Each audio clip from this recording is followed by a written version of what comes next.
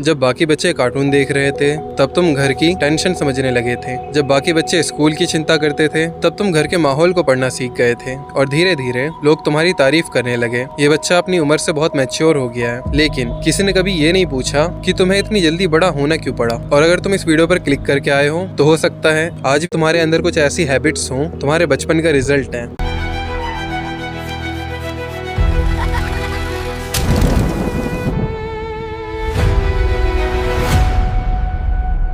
Part 1 मैं कर लूंगा। कभी नोटिस किया है तुम हेल्प मांगने से पहले 100 बार सोचते हो, चाहे कितनी ही बड़ी प्रॉब्लम हो। पहला थॉट होता है मैं खुद कर लूंगा। लोग इसे कॉन्फिडेंस समझते हैं, लेकिन साइकोलॉजी कहती है कई बार ये कॉन्फिडेंस नहीं सर्वाइवल होता है। क्योंकि बचपन में तुमने सीखा ही नहीं कि कोई और भी तुम्हारी प्रॉब्लम उठा सकता है। तुम्हें लगने लगा अगर मैं नहीं संभालूंगा तो कौन संभालेगा, और धीरे धीरे खुद सब कुछ करना तुम्हारी हैबिट बन गई। पार्ट 2 रेस्ट करते वक्त गिल्ट। एक और अजीब चीज, कभी बिना कुछ किए सिर्फ बेड पर लेटे रहना और अचानक गिल्ट फील होना, जैसे दिमाग बोल रहा है उठ कुछ काम कर। लोग सोचते हैं ये डिसिप्लिन है, लेकिन कई बार ये सिर्फ इसलिए होता है क्योंकि तुम्हारा दिमाग बचपन से ही रिस्पॉन्सिबिलिटी का आदी हो चुका होता है। उसे लगता है अगर मैं प्रोडक्टिव नहीं हूँ तो मेरी वैल्यू कम हो जाएगी, इसलिए आराम भी आराम नहीं लगता। पार्ट 3 दूसरों की प्रॉब्लम पहले। एक और पैटर्न, तुम बहुत जल्दी नोटिस कर लेते हो कि सामने वाला अपसेट है और तुरंत पूछते हो सब ठीक है। लेकिन जब कोई तुमसे वही सवाल पूछे तो तुम्हारा डिफॉल्ट आंसर होता है हाँ सब ठीक है, चाहे अंदर से बिल्कुल ठीक ना हो। क्योंकि बचपन में हो सकता है तुमने अपनी फीलिंग्स से पहले दूसरों की फीलिंग्स संभालनी सीख ली थी, और धीरे धीरे तुम दूसरों के लिए सेफ प्लेस बन गए, लेकिन खुद के लिए